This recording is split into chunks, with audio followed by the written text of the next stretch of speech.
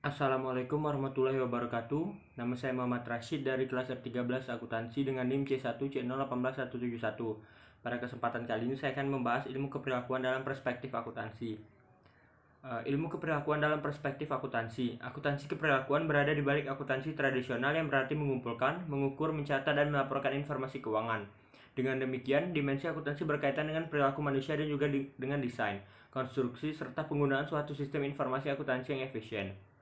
Para akuntan yang berkualitas akan memilih gejala keperilakuan untuk melakukan penyelidikan, karena mereka mengetahui bahwa data keperilakuan sangat berarti untuk melengkapi data keuangan. Secara umum, lingkup dari akuntansi keperilakuan dapat dibagi menjadi 3 bidang besar, yaitu yang pertama, pengaruh perilaku manusia berdasarkan desain, konstruksi, dan penggunaan sistem akuntansi.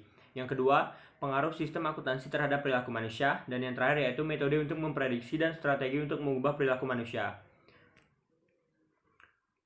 Mempertimbangkan aspek keperilakuan terhadap akuntansi. Yang pertama, akuntansi adalah tentang manusia. Berdasarkan pemikiran perilaku, manusia dan faktor sosial secara jelas didesain dalam aspek-aspek operasional utama dari seluruh sistem akuntansi.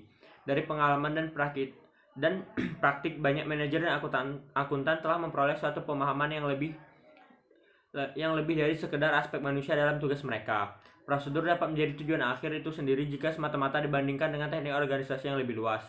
2. Akuntansi adalah tindakan. Dalam organisasi, semua anggota mempunyai peran yang harus dimainkan dalam mencapai tujuan organisasi.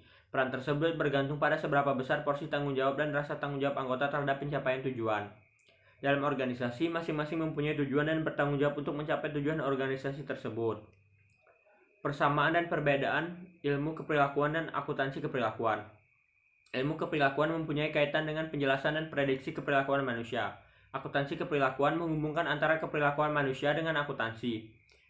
Ilmu keperilakuan merupakan bagian dari ilmu sosial. Akuntansi keperilakuan merupakan bagian dari ilmu akuntansi dan pengetahuan perilaku. Akuntansi keperilakuan diterapkan dengan praktis menggunakan riset ilmu keperilakuan untuk menunjukkan dan memprediksi perilaku manusia. Perspektif berdasarkan perilaku manusia, psikologi sosial, dan psikologi sosial.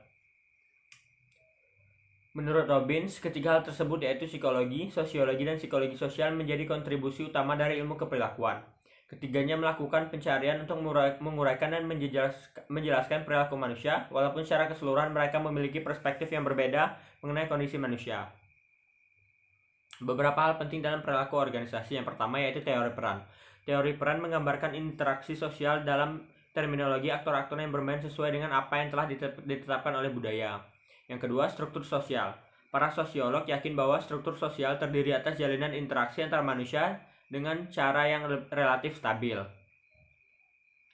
Yang ketiga, budaya. Budaya adalah suatu cara hidup yang berkembang dan dimiliki bersama oleh sebuah kelompok orang dan diwariskan dari generasi ke generasi.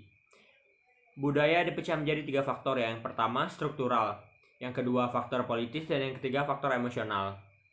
Yang keempat, komitmen organisasi. Komitmen organisasi adalah sebagai suatu keadaan di mana seorang karyawan memihak organisasi tertentu serta tujuan dan keinginannya untuk mempertahankan keanggotaan dalam organisasi tersebut. Yang keempat, konflik peran. Konflik berasal dari kata kerja Latin conflict yang berarti saling memukul. Secara sosiologis, konflik diartikan sebagai suatu proses sosial antara 2 orang atau lebih di mana salah satu pihak berusaha menyingkirkan pihak lain dengan menghancurkannya atau membuatnya tidak berdaya.